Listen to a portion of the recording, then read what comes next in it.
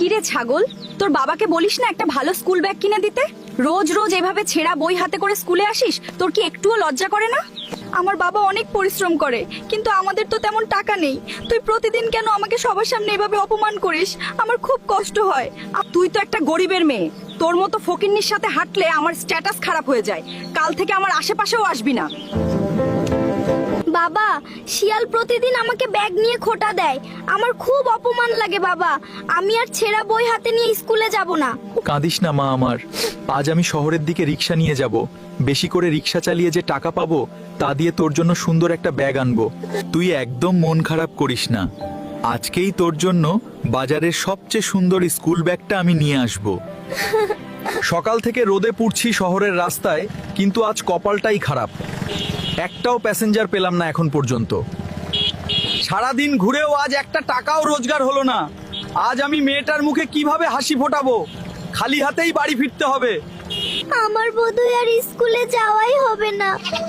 আমার গরিব বাবার পক্ষে এত দামি ব্যাগ কেনা সম্ভব না।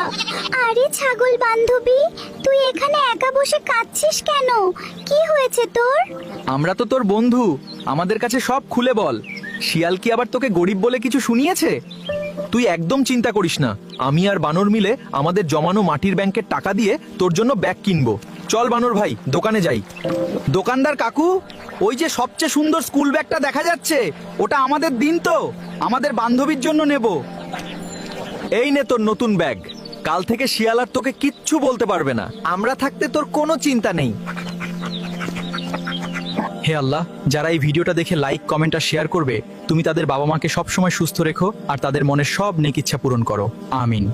প্রিয় দর্শকবৃন্দ, আমাদের এইরকম সুন্দর সুন্দর গল্প পেতে এবং আমাদের এই অ্যানিমেশন ভিডিওগুলো যদি আপনাদের ভালো লাগে, আপনাদের যদি মন কেড়ে থাকে, যদি আপনাদের পছন্দ হয়, অবশ্যই আমার এই ভিডিওগুলো শেয়ার করবেন, আরও আপনাদের বন্ধুদের মাঝে দেখার সুযোগ করে দেবেন। আর অবশ্যই ভিডিওগুলো লাইক করবেন, শেয়ার করবেন এবং পেজটি ফলো করবেন। ধন্যবাদ।